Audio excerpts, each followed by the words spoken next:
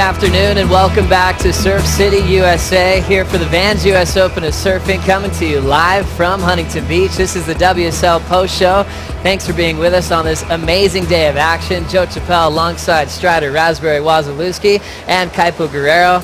It's always fun to see everybody come back down here to play. Some of the best men's surfers in the world, women battling for the world title race. And Strider, you got to even hang out with the Van Doren family earlier today. Yes, I did. Papa Van Doren was down there. Paul, he's the original. He's the one who started Vans, and then his son Steve was down there making all the food for everybody. Got to hang out in the Van Doren village. A lot happening down here today. Kaipo, always fun for you to come down here to Huntington Beach, one of your favorite stops of the season. As far as performances went today, who really stood out for you? Did you like the airs or a little combination of both? You know, I like the airs on the men's side. On the women's side, I really enjoyed just the technique that the ladies brought today. And this level of surfing was high performance.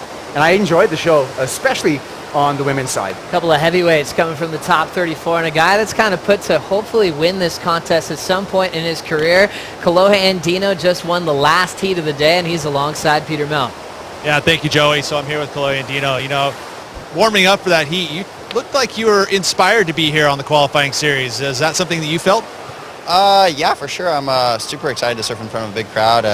Basically, my hometown, you know, I live just down the road in San Clemente, and yeah, super excited. You know, I always tell people, they're like, are you doing the US Open? I'm like, oh yeah, of course. I don't forget what got me to where I am. So yeah. That's what I was going to ask. I mean, you can draw off all those experiences. You've had a couple wins on the Pro Tour, but also in your amateur days. You know, you love competing here at Huntington? Yeah, for sure. I mean, it's always contestable. No, it's going to be the last place to go flat, and you know, it's makes a good show for big airs and a couple big backhand snaps or whatever you want to do. And yeah, I always like, you know, people on the pier yelling and screaming, stuff like that, running down with a big crowd, so it's fun. Well, you did that big air for an 8.33 in the win. Congratulations, job well done. Thank you. Back to you guys. Thank you very much, Peter Mel. Kolohe Andino, happy to compete at the US Open every single season. It's not a question for him. He's always going to show up in Huntington and get ready to compete. He's won amateur events here. He won his first pro event out here, and he's going to be dangerous with the jersey on. And as we know, Strider, he came out blazing on the CT with the big final at Snapper Rocks. Well, I mean, he's looking good. He's got a lot of, you know, form. For him to come here and be that stoked about it and know that he's here at a hometown, kind of not to forget his roots and really kind of give that back to the community, that says a lot about him and his character and his nature and who he is. And I love it. I think he's got a lot of fire in him, and he could win this event. Well, the fun part, we get to kind of flip-flop with the men's QS, but it's a world title showdown for the top 17, and we got to finish the opening round of competition. Kaipo, we usually focus on former world champs, top seeds to kind of take control in those first matchups, but we saw Chris Amore, Steph Gilmore, Courtney Conlogue, Joanne DeFay, defending champ, all have some trouble today and got sent to the second round.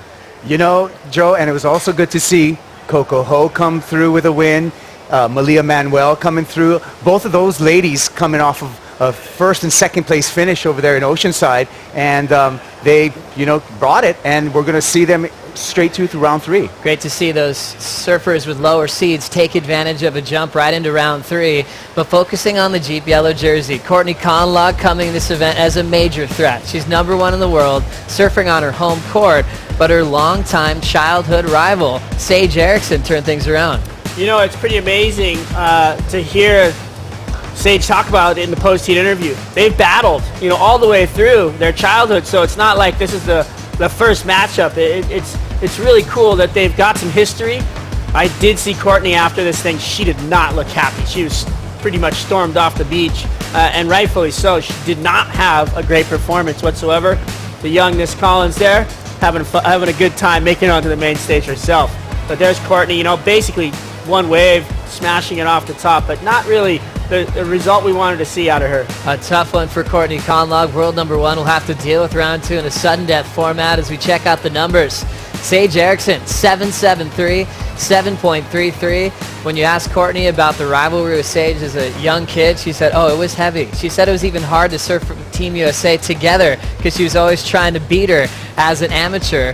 Focusing on the Jeep leaderboard, Kaipo, we see Tyler Wright with the heat win earlier today. Did she look the strongest for you, or are you still waiting to see more action this week? You know, I'm still waiting, but she did make it to round number 3. Round number 2 still to be decided with Courtney Conlog as well as Carissa Moore. So really interesting on what's going to play out tomorrow. Really fun to also see Mia Collins with that really cool wild card story. Obviously the daughter of Richie Collins, Skeletor, one of those animated tour professionals of all time, coming just from down from Newport Beach. How'd you like Mia's performance in the trials today? You know, for her to come through and win on a board that her dad made, it's just the story is great. I did see her do a couple of backside drop tail floats just like her dad used to do, which is really cool.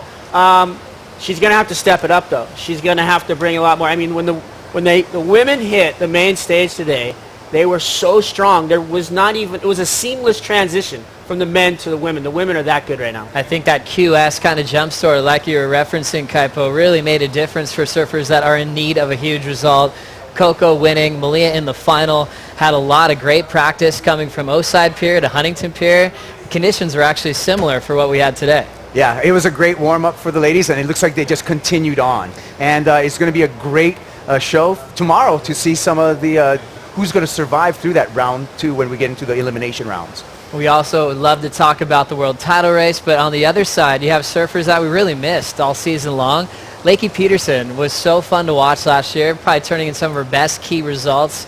All of a sudden, the ankle injury before the Gold Coast was tough to hear about. We knew how fired up she was. We thought she'd come back maybe at Margaret River. Look how far down the stretch we are, Strider, and she came back in a big way today. Well, she did. She had that warm-up down in Oceanside, I guess you could say, just kind of getting her feet in the wax. And then all of a sudden, she showed up and just looked so strong, so freed up, and just started just really looking like, you know, she was in the world title form. I mean, look at her go. She was just having fun out there. She looked like she had no pressure on her, and she talked about it after the heat and the post heat that she just doesn't have that pressure. She's just out here to get it back in, get the flow, and she did just that and had a great time doing it. Took a heat win, and welcome back, Lakey. She said she was very nervous in this heat. It'd been a while competing at the championship tour level. Maybe the big part of that, having a 3-time world champ Carissa Moore in the lineup with you on Kaipo? Yeah, that'll do it. And, you know, coming back and testing that ankle, as we see Carissa here, that's a really important part of surfing, is having healthy knees, healthy ankles. So that was a test for Lakey, and she came through. A big comeback to the championship tour for Lakey Peterson from Santa Barbara. She said her ankle feels fine. Lakey, just like Kolohe, had a ton of success here at HB. She's comfortable with the conditions, just like Kolohe, working with Mike Parsons at this event, as she'll be flying through the later rounds of competition. When you win round 1, that means you don't have to worry about the sudden death round 2. Knowing that we saw these lower seeded surfers take wins, we're going to have a lot of these surfers that are focusing on a world title trying to avoid an equal 13th result. Round 2 looks pretty heavy, Strider. Yeah, it's going to be brutal. Nobody wants to go down round 2, you know, no matter what, and to be relegated there.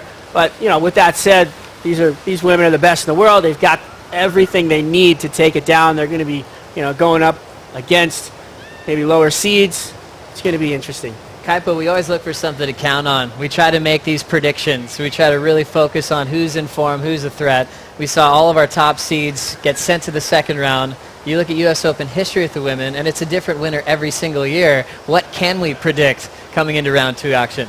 You know, we're predicting our favorites having to step up their game, and a huge opportunity for someone like Mia Collins, who can basically be the giant killer and really stamp her name here at the U.S. Open. I just want to get a little agree or disagree with Kaipo and the Waz right now. Looking at these round 2 matchups, Steph Gilmore, Nikki Van Dyke. Nikki's been surfing well all season long. Gilmore's a 6-time world champ. Starting with you, Strider, who's got the win there? I'm going to go with Steph. Kaipo? I'm going to agree with Strider. So agreeing on the first tee. Yep. Like seeing that from you guys. Obviously, having the debate, it's going to continue all night long. Stephanie You should Gilmore, ask him first and then ask me, and then I'll disagree with him. Then I'll disagree. It never ends with these two all day long. Thinking about Gilmore's situation, though, in a more serious fashion, is it a must-win situation if she wants any shot at a world title this year? Oh, she's got to win. She's got to win from here on out, pretty much. I mean, she's got to be on into that final, and she has to perform. She hasn't done it. She's had a couple of great performances through the year, but never strung them together, and it's not like her. It's not what we're used to out of Steph. And you know, what's going on, Steph? Talk to me.